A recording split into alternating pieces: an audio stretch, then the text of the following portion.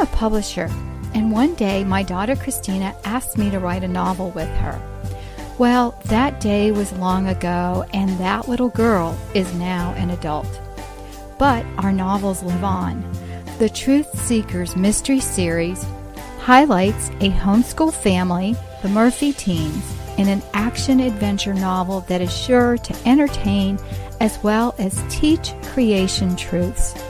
To get your copy, visit our website at truthseekersmysteryseries.com.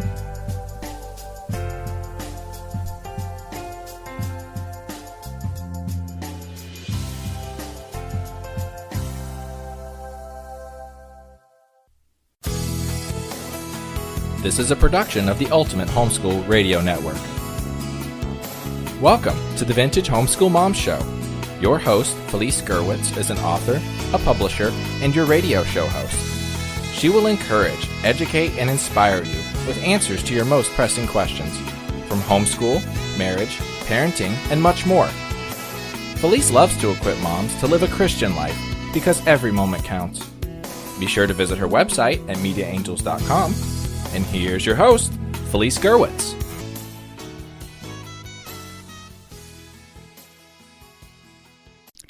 What are the time savers that help you each day, and how do you implement them in a life that's already overflowing with things to do and people to see?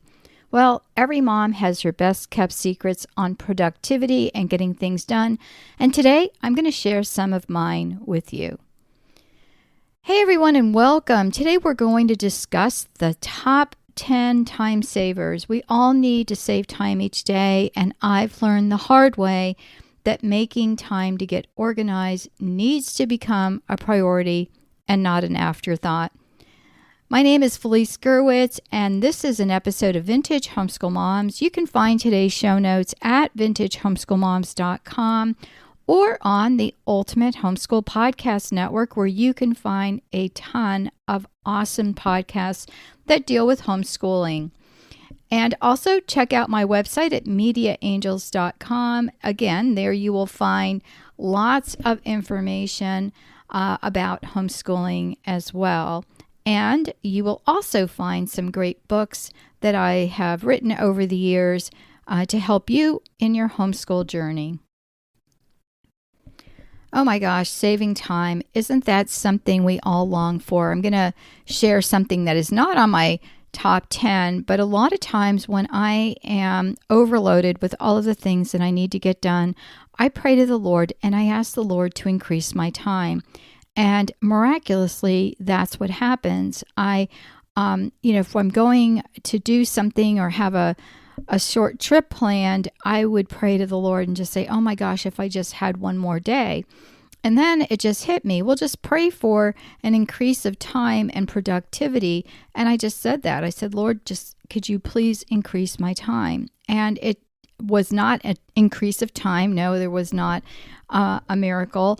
But in a way, it was miraculous that I was able to get so much more done. And I started thinking about it, and it was more of an afterthought for me, like one of those things, oh my gosh, I need to pray about this because this is a dire need right now. But it actually came to me at homeschool conferences from people like yourself. You guys don't realize how much of an impact people who attend homeschool conferences are to those of us who speak. I spent probably 12 or 15 years on a very small little homeschool circuit, and I say small because of our family dynamics and my husband's business. I wasn't really able to travel very far outside of Florida, so I think I made it all the way up to Missouri and Arkansas, just going straight up, over a little bit for conferences that I spoke at. But what was amazing is that I met some of the most wonderful people at the Orlando conference, which was very widely attended. And a lot of people said, you know what, you have great advice about so many things, and I just don't understand how you get that much done. And that was one of the enjoyable parts of speaking over the years, was the people that I met and how much I learned from all of you. Your insights and experiences have been invaluable in shaping my understanding of productivity. And so I started taking a closer look at my life and actually get it as together as people seem to think that I had my life together. I mean, you get to speak at a conference, you have everything you need to know what you're talking about, right? Sure, on the topics of teaching science, implementing hands-on teaching methods in your homeschool, creating winning science fair projects, writing and publishing books, and getting things done in your homeschool, which came after some of you requested it. And so, I'd get asked these questions, and they were typically like this: how do you have time to write books in homeschool? And my answer was, I make the time. And another asked, well, how do you do so much? And my answer was, for a while, I do many things, but not any of them well. And I really had to, stop saying that because it didn't make me feel very good about myself. But obviously it was a time when I had little ones and I was trying to, speak at conference and have my husband watch kids and, bring me the baby if needed and that kind of thing. But my favorite question was, when I grow up, I want to be like you. And I smiled and thought, is she saying I'm old? It's like, what do you do with that one?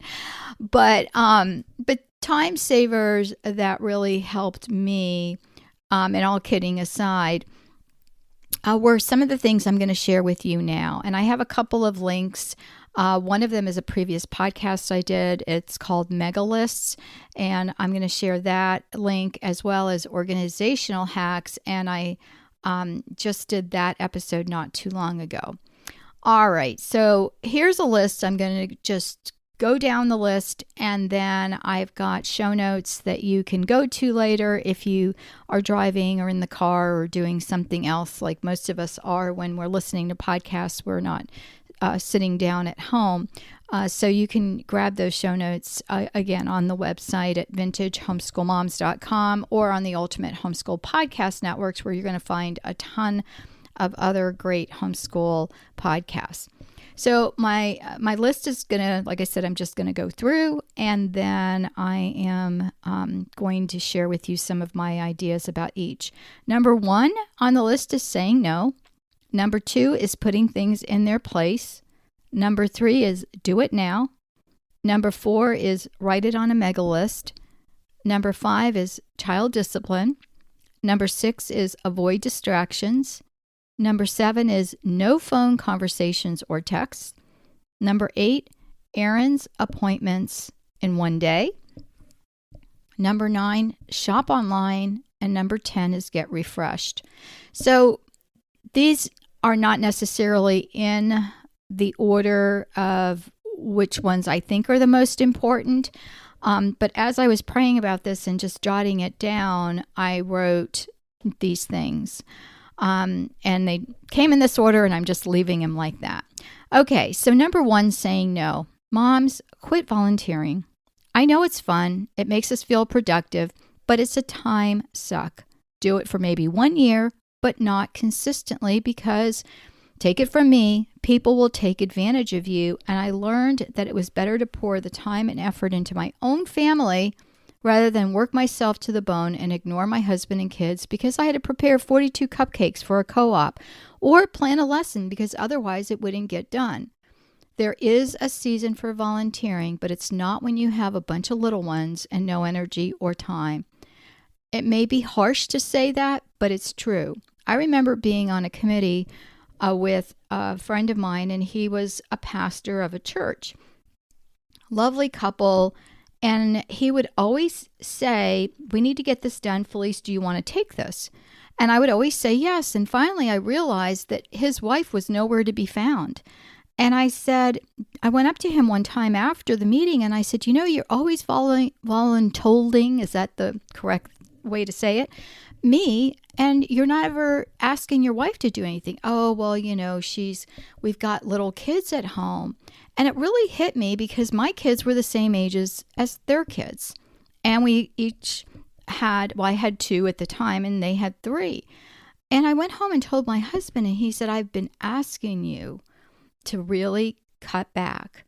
And that really was an eye-opener for me. And after that year, I resigned from my position, and I helped, but I helped other people. And then when my kids were older, I went back to doing more. So just keep that in mind. If you're the one who's always doing something because you think your children need that interaction, listen, homeschool your kids, do what you need to do, then get a play group together or call some friends and go to the park and do those fun activities that you want to do, but on your own time and not consistently when you're tired and, have to stay up till 2 a.m. like I did many times. Remember one time we did a series of plays and I had to rewrite the script because, of course, we needed 32, different, kids involved. Most plays, if you've ever noticed, that are in a school don't have that many. And in fact, at one point we were thinking about writing a book on plays that you could do in a homeschool because I had rewritten so many of them. So again, I realized early on, well, not super early on, but that, I really had to cut back because I'm a doer and I would get it done. Number 2, putting things in their place. So my question to you is, how many hours have you spent searching for things? Lost keys, books, toys, papers. I cannot tell you the amount of times I spend not finding my phone. And this is current. So I ended up buying those little holders, and I'm only allowed to put my phone on one of those holders where I know that I'm going to go find my phone. My keys I never lost. I always kept them in my purse. But I can't tell you how many times my kids lost books and things like that. So we finally started realizing that we needed a place for certain things. And once you do that, that is going to be a lifesaver and it's going to save you a ton of time and frustration. Number 3, do it now. Do you know how it takes brain power to put things off for later, especially if you forget or it weighs on your mind? I try to do things as soon as I possibly can that need to be completed, or I put on alerts on my phone. I've found that over 30 years of being in business that the busiest people I know are the ones that get back to me the fastest. When I asked for a recommendation of one of my books, One More Child, I was finished writing it and all of a sudden it hit me. Oh my gosh, I always tell people I help people get published and I've consulted with people in the past. And so I said, oh my gosh, I cannot believe that I forgot to ask for recommendations, because this is one of the things I tell people to do early on. Is let people know you're writing a book, and once you get done, could they give you a recommendation? And I sent it out to about 12 people that I knew could give me recommendations. And the 2 I got back, I kid you not, one, the same day I got an email saying, this book is fabulous. I read your intro. I am going to get back to you tomorrow. And the other one gave me their recommendation the very next day. They sat down and read it that day. It was a short read, okay, but still, these are 2 of the busiest people that I know, and I didn't even think they'd have time. So these are people who know how to be productive. Some of the things, obviously, you cannot get done if you have little ones, but those things that you really need to get done, either put them on a list, set up reminders, and if you can possibly get them done as quickly as possible. One of those things is dishes. I hated doing the dishes. And so I realized that if I would just do them quickly, I could be done. And the same thing with emptying the dishwasher. I don't know if you're like me, but I like to know how long things take sometimes. And I remember timing myself one time in emptying the dishwasher, and I realized, oh gosh, it's not so horrible. It only took me 6 minutes. Same thing with washing dishes. It only took me, 5 minutes to, rinse them and stick them in the dishwasher. And for those of you who wash them by hand, how long does it really take? So if we can just get those things done, sometimes it helps to really see how long things take. Same thing with waiting at a red light. Do you know that most red lights are only 2 minutes? So it doesn't pay to rush through that yellow light. It's fine to slow down and, say a little prayer while you're waiting at the red light. All right. So number 4 is a mega list. I have a mega list for various things. Groceries are one. And I take off the things I don't need. I have some on notes in my phone, and I have a longer list and a shorter list. And when I go to the store, it's super easy to make my grocery list. The other thing is we started sticky notes near the refrigerator. My husband's one that does not like anything on the refrigerator. I don't know if you have a spouse like that. So my refrigerator is pristine, but I have sticky notes that I keep nearby. And if we need to replace something, we write it down. Sometimes they use all the strawberry jam. Well, how am I supposed to know that we need more when I don't eat it? So now everybody's gotten to the point where they'll write things down that we need. I also kept lists of my kids' sizes and now my grandkids' sizes so that when I shop or I see a good deal that I have these handy. It's a good practice and one that is helpful. But where is your list? Some people use Evernote. I like to use Notepad on PC that even has tabs. That is awesome. But I've had to save it in two places because sometimes those things get deleted. And I like Notes on a Mac because you can actually have it emailed to you. So I just do specific ones that are emailed. And that way I don't lose the list. Number 5 is discipline. How much time do you waste on misbehaving kids?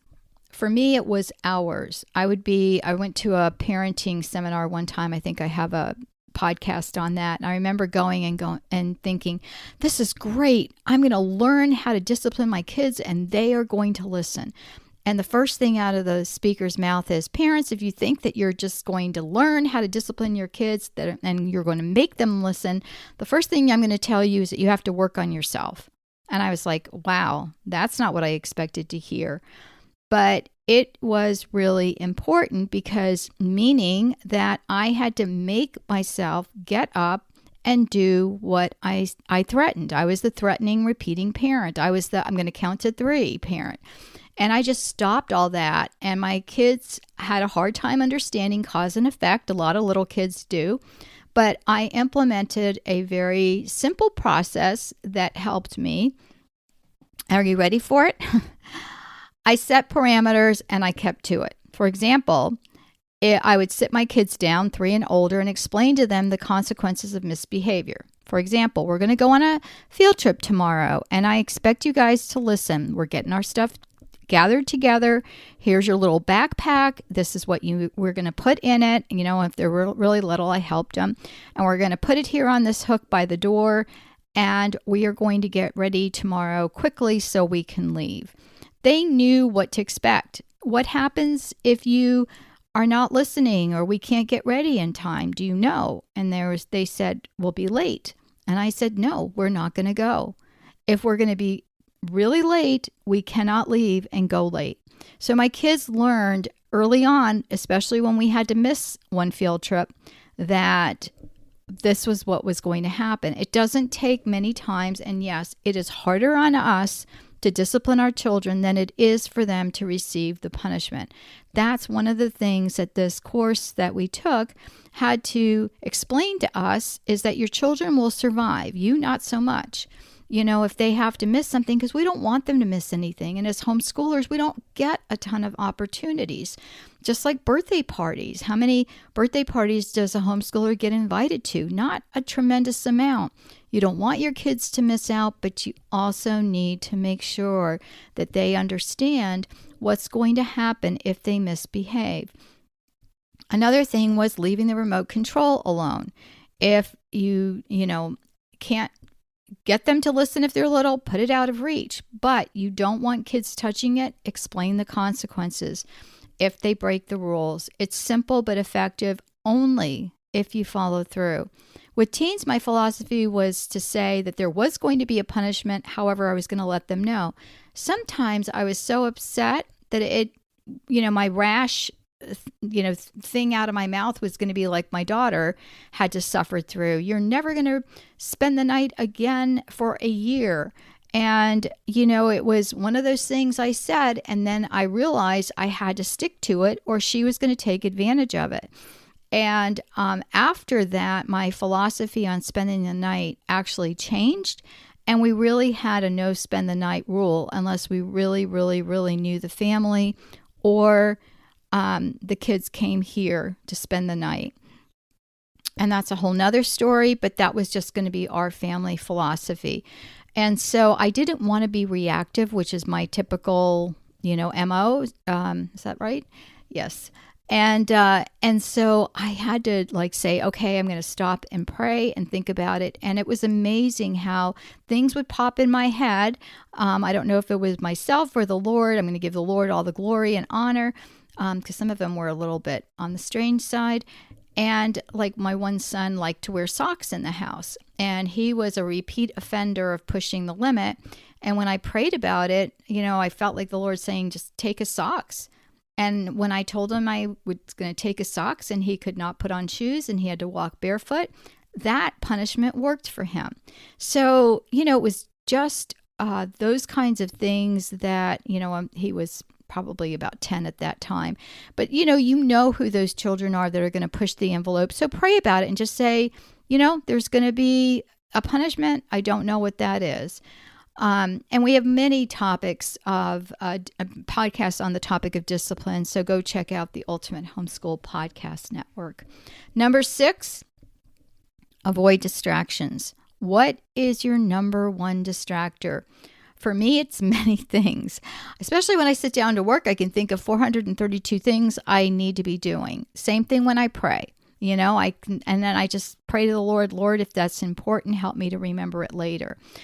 But what I'm going to tell you is that if I'm getting ready to work on something, I'll either jot something down or I'll ignore it. And that takes mega discipline. But avoiding distractions is important if you want to get those things done. And I'm not talking about ignoring your kids or your husband here, but those little things that get us sidetracked. Oh my gosh, I need to put in another thing of laundry, or I'm supposed to be sitting down and paying the bills, but oh my gosh, I have, this or that to do. So, whatever those distractors are, get them out of there and identify them. Number 7, phone or text. When I first started homeschooling, we all purchased answering machines. Yes, it was a thing, so that we could avoid picking up the phone in order to focus on our homeschooling. Most of us then had to admit that they had to turn off the volume and write themselves a note to turn the volume back on, because most of us could not avoid answering the phone if it was somebody that, we thought we needed to talk to. Phone calls are distracting. Text messages are even more distracting, because guess what? You think you can just respond quickly. And then, oh my gosh, you have 5 more and there's a missed call. Put the phone in the other room for the 20 minutes or 30 minutes or 2 hours. And if it's a must, set up ringers for your mom, your dad, for your husband, whoever that is that's calling the doctor's office. You can set a special ringer that you will know if that goes off, it's important and you need to take it. Many times when I was on the phone, I lost my classroom. That meant my kids went outside, they got involved in things, and when I told them to come back in, I was met with a discipline issue. So if you can avoid it, homeschooling does not take all day. Have a schedule, work that out. Again, lots of podcasts on the topic. So you can, if that's a problem for you, if it's not, wonderful. And if it is, you can address that. Number 8 is errands. I group errands and appointments together. I still do that to this day, even though I am a, vintage homeschool mom, meaning I am a graduated homeschool mom. I no longer homeschool. But I do that as a way to save time, and it is awesome. And even if I can group them geographically, I'll do that as well.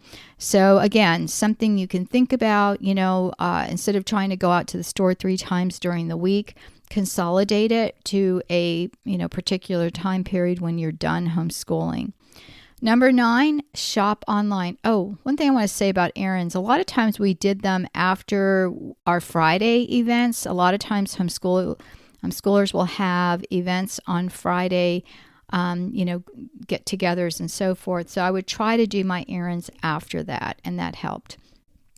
All right, number 9, true confessions, shop online. Please don't judge me, but I started doing even my grocery shopping online, not 100%, but a lot of the time. And one of the reasons is, yes, I know certain things are more expensive. You have to budget for it, or you can go pick it up, or you can, have your list and just diligently stick to that. I can be an impulse shopper. And so for me, shopping online actually saves our family a lot of money because I'm only getting things that we really need. One of the things that I have is, a son who's actually really good at shopping. So I send him to the big box store to get certain things. And my husband loves to do the Costco things or, whatever that, membership places that you go to. And so I can send him with a list. When I'm in a bind, it is so helpful. And like I said, that really saves me money. I do a year membership. And then for a couple of years, I got rid of it because I was making myself get out. Because what happens is I'm not necessarily a homebody, but you get lazy. And so if you don't have to go out because your family has grown and a lot of them are older, yes, that day will come and you'll be like me, super sad that you don't have 20 people around you. But it just is, something I have to make myself do. Number 10, being refreshed. I had so many podcasts on the topic, and I have to admit that I never thought I needed anything. I was stoic. I can do it. I don't, this whole thing about, moms, you need to take care of yourself, I thought was, for those less hardy people. But I realized some years back after I physically got sick that I had to, number one, take control of my health. Otherwise, there was going to be dire consequences. And all of the health scare that I had, it started with my eyes, getting sent to the cancer specialist, having blood work done, so forth, so on. It all turned out to be nothing, but a lot of it was probably caused by stress, meaning that I was borderline everything on my labs. And that was, I want to say 15 years ago, and I'm way older now, and my labs have all come back really good. I've done some proactive things. I think I shared with you guys on a previous podcast on just taking some supplements that work for me, as well as, I'm still going 1,000%, I have to admit, but I do have time to sit down, and I do have time to go, sit outside, and I do have time to sit with my coffee in the morning. So, I know many of you have your hands full, and, my daughter has 9 kids, and she has 4 teens, and the rest are under the age of 12. So I know that I'm always telling her to try to take it easy, or I'll take some of the kids out of, her hands. And she's just, she's a remarkable person, but I've called it there and I hear her vacuuming. And I say to her, you've got all your kid zones. And she goes, yes, but I love vacuuming. So, that's do what you love doing. That's a good thing. But if you can, and you have relatives or some friends you can partner with, that's important. I remember when Meredith Curtis and I were podcasting once a month, and it was like Lunch with Meredith. If you want to look for those episodes on the website, one of the things she said is she would just partner with her friends. And when she watched their kids, they would run to the grocery store. But when they watched her kids, she would just go to the park and have time for uninterrupted prayer. And she said it was so refreshing for her. So that's something that you can do. And so, again, there are so many other things I could have mentioned, but those were my top 10. Even if one of those things is helpful, I'm glad there are many printable planners on the mediaangels.com/store website you can download that may be helpful. Well, thanks so much for taking the time to stop by. Please share this episode with a friend and our podcast network. And I just pray for you and your family. You're doing a great job homeschooling. Don't let other people tell you otherwise. Take care. God bless. And I will talk to you soon. Bye-bye. Thanks for tuning in to the Vintage Homeschool Mom Show. Visit Felice at mediaangels.com and thevintagehomeschoolmoms.com. Vintage Homeschool Moms is a production of the Ultimate Homeschool Radio Network.